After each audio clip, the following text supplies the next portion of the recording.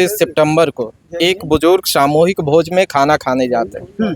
सामूहिक भोज में इनके जात के नाम पे इनको बीच भोज से उठाया जाता है। इनके साथ मारपीट की जाती है, जिसमें ये गंभीर रूप से घायल हो जाते हैं। आरोपी हैं जिनका परिवार लगातार इनके परिवार को धमकी दे रहा है, फरियादी के परिवार को धमकी दे रहा है। यही ब्लेम जो है, यही आरोप जो है डीएसपी साहब के द्वारा पहले बोला गया, लेकिन जब मीडिया के लोगों ने उससे रिकॉर्ड करना चाहा। जय हिंद दोस्तों, मैं अंकित राज, आप देख रहे हैं राज ऑफ द न्यूज। तो अभी हमारी मौजूदगी गया जिला के बहेरा थाना अंतर्गत है। जैसा कि अभी आपको मैं बताना चाहूंगा कि देखिए मेरे कैमरे में बहुत सारे लोग यहाँ पे दिख रहे होंगे। जैसा कि यहाँ पे सौरभ सर जो है से भीम आर्मी जिला अध्यक्ष यहाँ पे मौजूद है और इनका कुछ मामला था बहेरा थाना को लेकर के, जिसको लेकर के हम यहाँ पे उनसे बातचीत करेंगे कि मामला क्या है। जैसा कि सूत्रों के अनुकूल हमें भी पता चला है कि एक व्यक्ति को जो है से मतलब एक समाज के लोग जो है से उनके साथ में जाति सूचना को लेकर के उनके साथ में काफ़ी मारपीट किया जाता है। इतना मारपीट किया जाता है कि मतलब हालत नाजुक हो जाता है। शायद अगर उन्हें मगध मेडिकल अगर नहीं लेकर के जाया अगर होता तो कहीं ना कहीं उनकी मृत्यु हो जाता। उसको लेकर के बहेरा थाना पे यहाँ पे भीम आर्मी जिला अध्यक्ष जो है सौरभ सर यहाँ पे मौजूद है, उनसे बातचीत करना चाहेंगे। हाँ, मामला क्या है सर? बहुत बहुत धन्यवाद और तमाम लोगों को मेरा क्रांतिकारी जय। ये मामला जो है बहेरा थाना अंतर्गत ग्राम हरद्वान पड़ता है। वहाँ पे 29 सितंबर को एक बुजुर्ग सामूहिक भोज में खाना खाने जाते हैं। सामूहिक भोज में इनके जात के नाम पे इनको बीच भोज से उठाया जाता है। इनके साथ मारपीट की जाती है, जिसमें ये गंभीर रूप से घायल हो जाते हैं।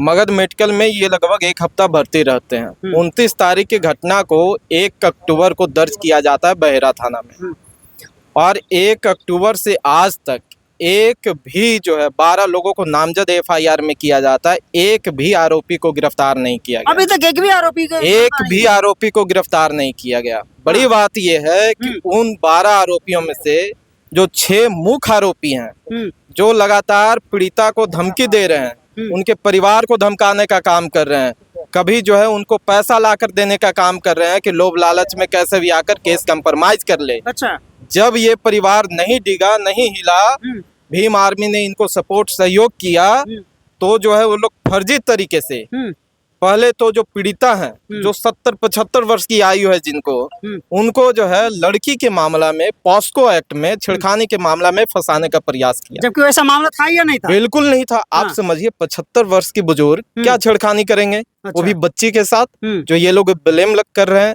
जब एफआईआर नहीं किया गया तो उनके बेटा के नाम से महिला थाना में एफआईआर दर्ज करवा दिया जाता है। अच्छा। और यहाँ के प्रशासन का नीति देखिए कि जब उनको पता है कि उस परिवार के साथ क्या घटना हुई है, कैसे उनको पूर्व में भी उनके परिवार को फंसाने का काम किया गया है, उसके बावजूद जो है महिला थाना केस दर्ज कर लेती है, जो कांड संख्या 45/24 है। और उस केस में इनके 12 आरोपियों को गिरफ्तार नहीं किया जाता है, लेकिन इनके बेटा को बुला करके और महिला थाना जो है चालान करने, जेल भेजने की तैयारी कर ली। कितना तारीख की घटना है सर? ये परसों की बात है। इनके साथ 12 लोगों ने मारपीट किया। केस दर्ज कर लिया गया? बिल्कुल, 1 अक्टूबर को केस दर्ज किया गया, लेकिन अभी तक के कोई अपराध तक गिरफ्तारी नहीं किया गया। और 6 मुख्य लोगों को डीएसपी साहब के द्वारा नाम निकाल दिया गया। अच्छा। जो मुख्य आरोपी हैं, जिनका परिवार लगातार इनके परिवार को धमकी दे रहा है, फरियादी के परिवार को धमकी दे रहा है। 6 आवेदन जो 6 लोगों को निकाला गया, जिनको आवेदन आप लोगों ने पहले दिए, केस किए, और वही फिर निकाल दिया, तो फिर कहीं ना कहीं आप लोग आवेदन दिए होंगे निकालने के लिए? बिल्कुल नहीं। और यही ब्लेम जो है, यही आरोप जो है डीएसपी साहब के द्वारा पहले बोला गया, लेकिन जब मीडिया के लोगों ने उससे रिकॉर्ड करना चाहा तो दोबारा मैं अपने बयान को पलटते हुए कहा कि नहीं, भीम आर्मी के कुछ लोग आए थे और वो बोल रहे थे कि निर्दोष को फंसाया जा रहा है। अच्छा। आप समझिए कि भीम आर्मी के लोग हम हैं, जिला अध्यक्ष हम हैं, हमें जानकारी नहीं है। हम इस केस में लगातार इन्वॉल्व हैं और हम जो हैं चाहते हैं कि सभी आरोपियों को गिरफ्तार किया जाए, इस परिवार को न्याय मिले। और बिल्कुल हम ये कहें कि अगर अनुसंधान में कोई व्यक्ति को गलत तरीके से जोड़ा गया है तो आप उसे निकालिए, लेकिन उसके लिए आप मुख्य आरोपी को तो मत निकालिए। जो लगातार परिवार को धमकी देने का काम कर रहे हैं उसे आप क्यों निकाल रहे हैं? तो इन बातों को लेकर के डीएसपी साहब का जो रवैया था, जो बात करने का तरीका था, वो बिल्कुल असंतोषजनक था। इतनी की संख्या में थाना पे घेराव करने के लिए शायद आए थे क्या? बिल्कुल नहीं। अच्छा। ये घिराव तो है ही नहीं। भीम आर्मी की ताकत ये थोड़ी है। अच्छा। भीम आर्मी जब आती है तो हजारों की संख्या होती है। अच्छा। ये तो हमें पता चला कि ऐसा ऐसा मामला है, इनके परिवार को महिला थाना में बैठाया गया। हमने वहां जाकर इनके परिवार को वहां से निकाला और आज सिर्फ यहाँ बहेरा थाना में आकर जो भरत राय हैं, जो केस आईओ हैं, उनसे वार्तालाप करने आए थे, केस की जानकारी लेने आए थे। क्योंकि भरत राय के द्वारा लगातार इस परिवार को डराया गया, मैनिपुलेट किया गया, मेंटली टॉर्चर किया गया कि आपके साथ जो है कोई एक गवाह नहीं आएगा कि ये 12 लोगों ने आपको मारपीट किया है। 12 लोगों ने मारपीट किया, एक गवाह नहीं खड़ा होगा। ये आईओ का काम है, आप निर्णय करेंगे। वो बोल रहे हैं कि इसमें 6 लोग निर्दोष है, ये आईओ का काम है। क्या आश्वासन मिला थाना प्रभारी के द्वारा? कोई आश्वासन नहीं। उनके तरफ से जो लगातार फोन के माध्यम से हमें आश्वासन दिया जा रहा था कि गिरफ्तारी होगी, वही आश्वासन हमें अभी भी मिला। अच्छा, जिन व्यक्ति को मारपीट हुआ किस वजह से मारपीट किया गया था? देखिए, वो परिवार जो है, वो बुजुर्ग जो हैं, एक सामूहिक भोज में खाना खाने जाते हैं। उस सामूहिक भोज में सिर्फ इसलिए उनको उठा दिया जाता है क्योंकि ये चमार जाति से आते हैं, दलित समाज से हैं, हरिजन कह के इनको उठा दिया गया, जिसका इन्होंने शायद विरोध किया, जिसके वजह से इनको मारपीट किया गया।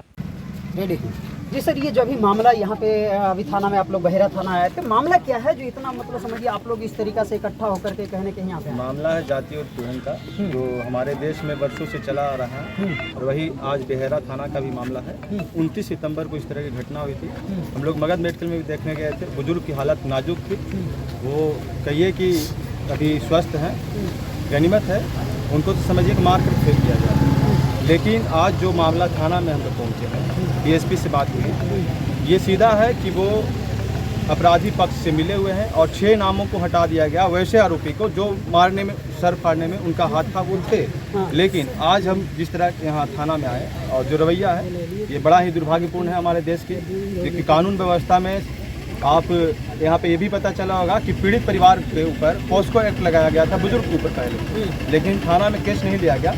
फिर पुनः उनके बच्चे पे सिर्फ इसलिए किया गया पॉस्को एक्ट में कि वो केस को कंप्रोमाइज़ करे या फिर धमकी देने का भी प्रयास किया गया। और ये डीएसपी का जो बात हुई आज, ये सरासर सीधा गलत कर रहे वो, और ये कानून का दुरुपयोग कर रहे हैं। और कानून का दुरुपयोग करने पे भीम आर्मी एकदम पहले तो पीड़ित परिवार को ही वो पैसा दे करके कोशिश किया कि ये करे। अच्छा, पहले पीड़ित परिवार को पैसा देने का प्रयास किया कि केस मैनेज हो जाए, केस मैनेज हो जाए। लेकिन ये जब नहीं माने तो यहाँ तक संभव है कि वो किसी के भी द्वारा इस तरह का किया गया और 6 नाम को हटाया गया। लेकिन ये 6 नाम जो हटा है वो हटेगा नहीं। हमारे पास अधिकार है लड़ने का। हम एसपी के पास जाएंगे और वहाँ से उन 6 आरोपियों को फिर से हम नाम जुड़वाने का प्रयास करेंगे। नहीं तो कोर्ट है हमारे लिए, नहीं तो आंदोलन। एक रास्ता तो हमारा है कि हम सड़क पर लड़ने के लिए हमेशा तैयार हैं। चलिए अपना परिचय। रोशन गहलोत, आजाद समाज पार्टी जिला।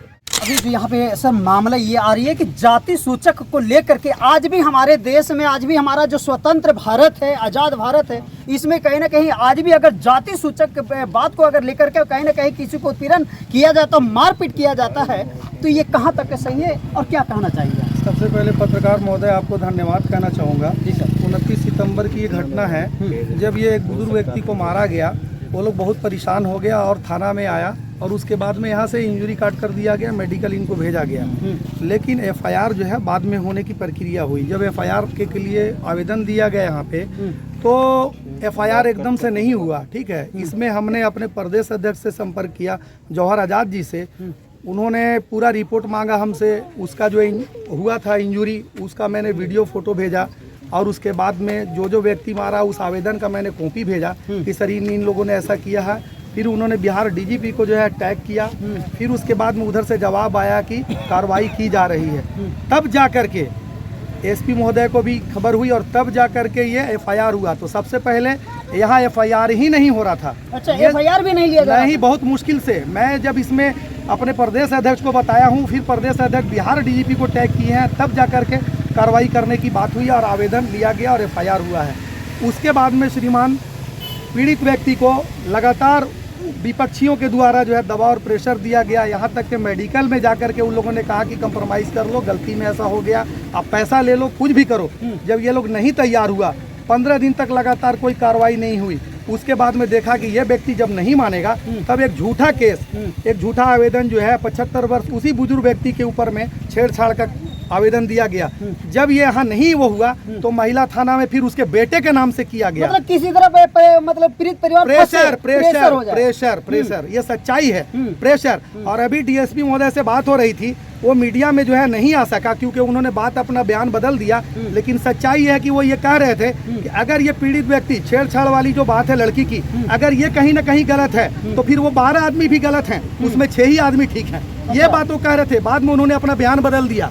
ये सच्चाई है। अच्छा, तो इसका मतलब ये है कि ऊपर से लेकर नीचे तक सारे लोग इसमें इन्वॉल्व हैं, चाहे पॉलिटिकल प्रेशर में दबाव में हो, चाहे पैसा लेकर के हो, कुछ भी हो, लेकिन सच्चाई तो यही है। अब क्या चाहते हैं आप? सर हम लोग तो यही चाहते हैं कि उस गरीब परिवार के साथ में इंसाफ हो, न्याय हो। हम लोग इसीलिए आए जो हैं। अपराधी फरार है उसे पकड़ा जाए, अरेस्ट किया जाए और बिल्कुल हम लोग यही पता चाहते हैं कि उसको पकड़ा जाए, अरेस्ट किया जाए, उसकी गिरफ्तारी हो और इस परिवार को जो है न्याय मिले। हम लोग सर यही चाहते हैं। अगर नहीं अपराधी को पकड़ा जाता है तो फिर क्या होगा? फिर सर हम और हमारी टीम जो है इसके लिए जो है लगातार जो है प्रयास करेगी कि उस गरीब को न्याय मिले। हमारी तो यही कोशिश रहेगी और हम शांतिपूर्ण और संवैधानिक तरीके से, संविधान को मानने वाले लोग हैं, हम लोग उस तरीके से जो है अपने काम को आगे बढ़ाएंगे। अपना परिचय दीजिए। मेरा नाम शहनशाह अख्तर खान हुआ, आज़ाद समाज पार्टी। चलिए।